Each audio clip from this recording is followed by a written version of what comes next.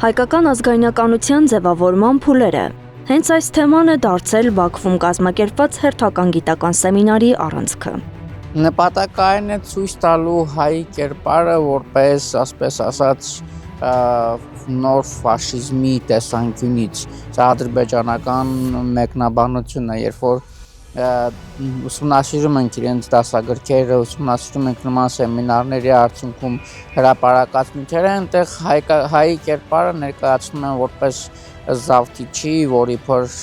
օտար հողեր են նվաճել։ Քննարկումների հիմքում հատկապես 20-րդ դարաշրջանի իրադարձություններն են, մասնավորապես 1918 թվականը եւ Հայաստանի առաջին հանրապետության ձևավորումը։ Ադրբեջանական կողմը փորձում է այն ներկայացնել իբրև ադրբեջանական տարածքների վրա ստեղծված պետություն, առաջ տանելով նաև հայերի եկվոր լինելու թեզը, այն հասցնելով մինչև 19-րդ դար։ 1820 թվական, 28 թվական եւ 1800-ական թվականները պատահական ընտրված չեն։ Գիտենք, որ այս ժամանակահատվածում, երբ որ Գյուլիստանի պայմանագիր, այնուհետև Թուրքմենչայի պայմանագիրը երբ որ ստորագրվեց, որոշակի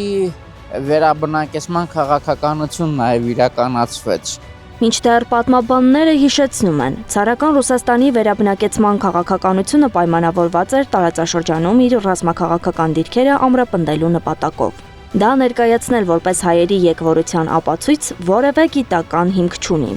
Սա ընդհանրապես քոչվոր ցեղին, ով որ սեփական ինքնություն չունի, սեփական պատմություն չունի, սեփական ընդ որում տարածք չունի, յուրահատուկ մեխանիզմ է յուրացնելու եւ հետագայում նաեւ ոչնչացնելու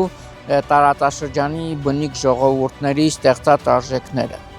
Իսկ ինչու է այս փուլում կրկին ակտիվացվում հայկական ազգայնականության թեման։ Այդ պետության կայացման եւ ապագայի համար ցանկացած հայկական բան դա վտանգ է, ռիսկ է եւ ոչնչացման ենթակա է։ Դա լինի հայ առաքելական եկեղեցին, դա լինի հայկական ինքնագիտակցությունը, դա լինի ազգային որևէ ինքնության դրսևորում։